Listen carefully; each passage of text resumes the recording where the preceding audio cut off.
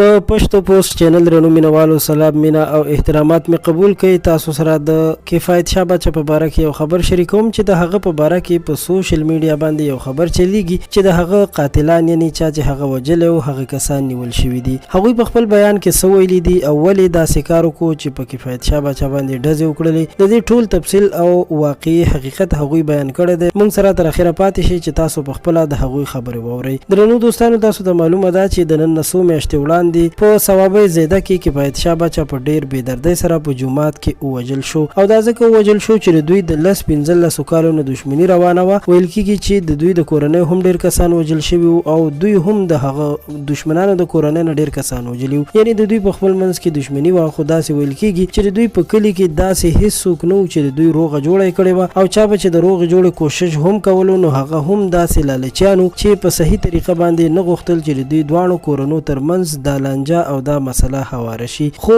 کله چې کفایت شاه بچا وویشتل شو او هغه مړ کړی شو، د هغې نه پس په سوشل میډیا باندې تر ډیره داسې خبر چلیدو چې د کفایت شاه بچا قاتلان نیول شوي دي. خو د کفایت شاه بچا قاتلانو چې کله کفایت شاه بچا وویشتو نو هغوی د خپل کلي نه هم تښتېدلي، خپل کور هم پرېښی دی. پولیسو ډیر کوشش کړی و چې د هغه قاتلانو نیسي او سزا ورته ورکړي، خو تر اوسه پورې د هغه د قاتلانو هیڅ معلومات نه کیږي چې هغوی چرته دي او په کوم ځای کې دي. درنو دوستانو، هر څوک چې داسې خبر چلوي چې د هغه قاتلان نیول شوي نو دا ښه نه کوي، ځکه چې هغه مړ دی او دروغ ویل ورپسې نه دي په کار چې د هغه قاتلانو نیول شو او یا داسې نور واقعیات ورپسې را جوړ کړي. ستاسو هم مننه کوم چې موږ سره د ویډیو تر اخره پاتې شوئ. له نورو تازه خبرونو لپاره در سره پښتو پوسټ چینل سبسکرایب کړئ. خوشحاله اوسئ.